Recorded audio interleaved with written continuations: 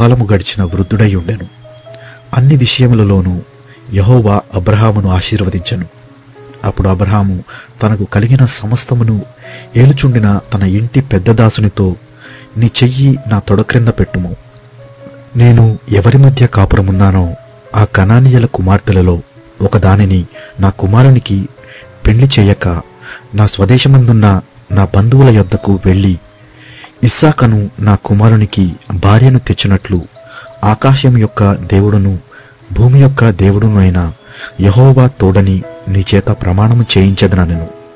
ఆ దాసుడు, ఈ దేశమునకు నా వెంట వచ్చుటకు ఒకవేళ ఆ స్త్రీ ఇష్టపడని ఎడల నీవు బయలుదేరి వచ్చిన ఆ దేశమునకు నేను నీ కుమారుని తీసుకొని పోవలనా అని అడుగగా అబ్రహాము, అక్కడికి నా కుమారుని తీసుకొని పోకూడదు సుమీ. నా తండ్రి ఇంట నుండి నేను పుట్టిన దేశము నుండి నన్ను తెచ్చి నాతో మాటలాడి నీ సంతానమునకు ఈ దేశమునిచ్చెదనని ప్రమాణము చేసి నాతో చెప్పిన పరలోకపు దేవుడగు యెహోవా తన దూతను నీకు ముందుగా పంపును. అక్కడ నుండి నీవు నా కుమారునికి భార్యను తీసుకుని వచ్చెదవు. అయితే నీ వెంట వచ్చుటకు ఆ స్త్రీ ఇష్టపడని ఎడల ఈ ప్రమాణము నుండి విడుదల పొందెదవు గాని నీవు నా కుమారుని అక్కడికి తీసుకుని పోకూడదని అతనితో చెప్పెను. ఆ దాసుడు తన యజమానుడగు అబ్రహాము తొడ క్రింద తన చెయ్యి పెట్టి ఈ సంగతి విషయమై ప్రమాణము చేసెను. అతడు తన యజమానుని ఒంటెలలో 10 ఒంటెలను, తన యజమానుని ఆస్తిలో శ్రేష్టమైన నానా విధములగు వస్తువులను తీసుకొని పోయెను. అతడు లేచి ఆరామ్నా హరాయిము లోనున్న నాహోరు పట్టణము చేరి సాయంకాలమందు స్త్రీలు నీళ్లు చేదుకొనవచ్చు వేళకు ఆ ఊరి బయటనున్న నీళ్ల బావి వద్ద తన ఒంటెలను మోకరింపజేసి ఇట్లనెను, నా యజమానుడగు అబ్రహాము దేవుడైన యెహోవా నేను వచ్చిన కార్యమును త్వరలో సఫలము చేసి నా యజమానుడగు అబ్రహాము మీద అనుగ్రహము చూపును. చిత్తగించము. నేను ఈ నీళ్ల ఊట యొద్ద నిలుచుచున్నాను. ఈ ఊరివారి పిల్లలు నీళ్లు చేదుకొనుటకు వచ్చుచున్నారు. కాబట్టి నేను త్రాగునట్లు నీవు దయచేసి నీ కడవను వంచుమని నేను చెప్పగా, నీవు త్రాగుము, నీ ఒంటెలకును నీళ్లు పెట్టదనని ఏ చిన్నది చెప్పునో ఆమెయే నీ సేవకుడైన ఇస్సాకు కొరకు నీవు నియమించినదై యుండునుగాక. అందువలన నీవు నా యజమానుని మీద అనుగ్రహము చూపితివని తెలుసుకొందుననెను. అతడు మాటలాడుట చాలింపక ముందే అబ్రహాము సహోదరుడైన నాహోరు భార్యయగు మిల్కా కుమారుడైన బేతుయేలునకు పుట్టిన రిబ్కా కడవ భుజము మీద పెట్టుకుని వచ్చెను. ఆ చిన్నది మిక్కిలి చక్కనిది. ఆమె కన్యక. ఏ పురుషుడును ఆమెను కూడలేదు. ఆమె ఆ బావిలోనికి దిగిపోయి కడవను నీళ్లతో నింపుకొని ఎక్కిరాగా ఆ సేవకుడు ఆమెను ఎదుర్కొనుటకు పరిగెత్తి, నీ కడవలో నీళ్లు కొంచెము దయచేసి నన్ను త్రాగనిమ్మని అడిగెను. అందుకామె, అయ్యా త్రాగుమని చెప్పి త్వరగా తన కడవను చేతిమీదికి దించుకొని అతనికి దాహమిచ్చెను. మరియు ఆమె అతనికి దాహమిచ్చిన తరువాత, నీ ఒంటెలు త్రాగుమట్టుకు వాటికిని నీళ్లు చేదిపోయుదునని చెప్పి త్వరగా గాడిలో తన కడవ కుమ్మరించి తిరిగి చేదుటకు ఆ బావికి పరిగెత్తుకొని పోయి అతని ఒంటెలన్నిటికీ నీళ్లు చేదిపోసెను. ఆ మనుష్యుడు ఆమెను తేరిచూచి, నా ప్రయాణము యెహోవా సఫలము చేసనో లేదో తెలుసుకొనవలనని ఊరకుండెను. ఒంటెలు త్రాగుట అయిన తరువాత ఆ మనుష్యుడు అరతులము ఎత్తుగల బంగారపు ముక్కు కమ్మిని ఆమె చేతులకు 10 తులముల ఎత్తుగల 2 బంగారు కడియములను తీసి, నీవు ఎవరి కుమార్తెవు? దయచేసి నాతో చెప్పుము. నీ తండ్రి ఇంట మేము ఈ రాత్రి బస చేయుటకు స్థలమున్నదా అని అడిగెను. అందుకామె, నేను నాహోరుకు మిల్కా కనిన కుమారుడగు బెతుయేలు కుమార్తెననెను. మరియు ఆమె, మా యొద్ద చాలా గడ్డియు మేతయు రాత్రి బస చేయుటకు స్థలమును ఉన్నవనగా, ఆ మనుష్యుడు తన తల వంచి యెహోవాకు మ్రొక్కి, అబ్రహామును నా యజమానుని దేవుడైన యెహోవా స్తుతింపబడునుగాక. ఆయన నా యజమానునికి తన కృపను తన సత్యమును చూపుట మానలేదు. నేను త్రోవలో నుండగానే యెహోవా నా యజమానుని బంధువుల ఇంటికి నన్ను నడిపించననెను. అంతటా ఆ చిన్నది పరిగెత్తుకొని పోయి ఈ మాటలు తన తల్లి ఇంటి వారికి తెలిపాను. రిబ్కాకు లాబానన్నొక సహోదరుడుండెను. అప్పుడు లాబాను ఆ బావి దగ్గర వెలుపటనున్న ఆ మనుషుని యొద్దకు పరిగెత్తుకుని పోయెను. అతడు ఆ ముక్కు కమ్మిని తన సహోదరి చేతులనున్న ఆ కడియములను చూచి, ఆ మనుష్యుడు ఇలాగు నాతో మాట్లాడనని తన సహోదరి అయిన రిబ్కా చెప్పిన మాటలు విని ఆ మనుషుని యొద్దకు వచ్చెను. అతడు ఆ బావి యొద్ద ఒంటెల దగ్గర నిలిచి ఉండెను. లాబాను, యెహోవా వలన ఆశీర్వదింపబడినవాడా, లోపలికి రమ్ము. నీవు బయట నిలువనేలా. ఇల్లును ఒంటెలకు స్థలమును నేను సిద్ధము చేయించితినెను. ఆ మనుష్యుడు ఇంటికి వచ్చినప్పుడు లాబాను ఒంటెల గంతలు విప్పి ఒంటెలకు గడ్డియు మేతయు కాళ్ళు కడుగుకొనుటకు అతనికిని అతనితో కూడా నున్న వారికిని నీళ్లు ఇచ్చి అతనికి భోజనము పెట్టించెను గాని అతడు నేను వచ్చిన పని చెప్పక మునుపు భోజనము చేయననగా లాబాను చెప్పుమనెను. అంతటా అతడిట్లనెను, నేను అబ్రహాము దాసుడను. యెహోవా నా యజమానుని బహుగా ఆశీర్వదించెను గనుక అతడు గొప్పవాడాయను. అతనికి గొర్రెలను గొడ్లను వెండి బంగారములను దాసదాసి జనమును ఒంటెలను గాడిదలను దయచేసెను. నా యజమానుని భార్య అయిన శారా వృద్ధాప్యములో నా యజమానునికి కుమారుని కనెను. నా యజమానుడు తనకు కలిగినది యావత్తును అతనికి ఇచ్చి ఉన్నాడు.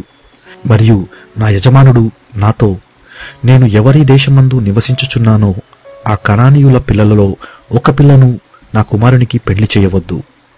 అయితే నా తండ్రి ఇంటికిని నా వంశస్థుల యొద్దకును వెళ్లి నా కుమారునికి పెళ్లి చేయుటకు ఒక పిల్లను తీసుకొని రావాలనని నా చేత ప్రమాణం చేయించెను. అప్పుడు నేను నా యజమానునితో, ఆ స్త్రీ నా వెంట రాదేమో అని చెప్పినందుకు అతడు, ఎవని సన్నిధిలో నేను జీవించుచున్నానో ఆ యెహోవా నీతో కూడా తన దూతను పంపి నీ ప్రయాణము సఫలం చేయను గనుక నీవు నా వంశస్థులలో నా తండ్రి ఇంట నుండి నా కుమారునికి భార్యను తీసుకుని వచ్చెదవు. నీవు నా వంశస్థుల యొద్దకు వెళితివా? ఈ ప్రమాణము విషయంలో ఇక నీకు బాధ్యత ఉండదు. వారు ఆమెను ఇయ్యని ఎడల కూడా ఈ ప్రమాణము విషయంలో నీకు బాధ్యత ఉండదని చెప్పెను.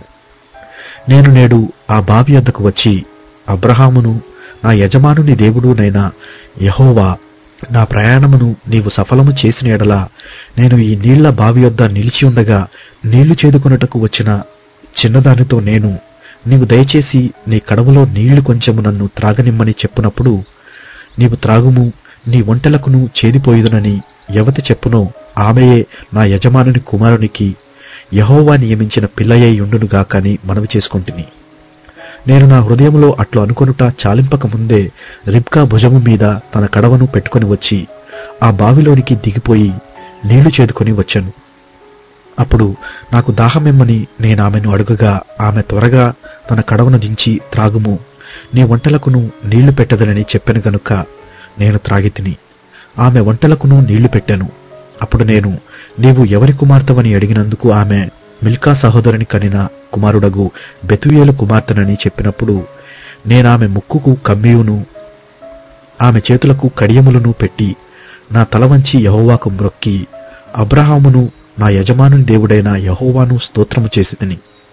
ఏలయనగా ఆయన నా యజమానుని యొక్క సహోదరుని కుమార్తెను తన కుమారునికి తీసుకొనున్నట్లు సరియైన మార్గమందు నడిపించెను. కాబట్టి నా యజమానుని ఎడల మీరు దయను నమ్మకమును కనపరచని ఎడల అది అయినను నాకు తెలియజెప్పుడి, లేని ఎడల అది అయినను తెలియజెప్పుడి.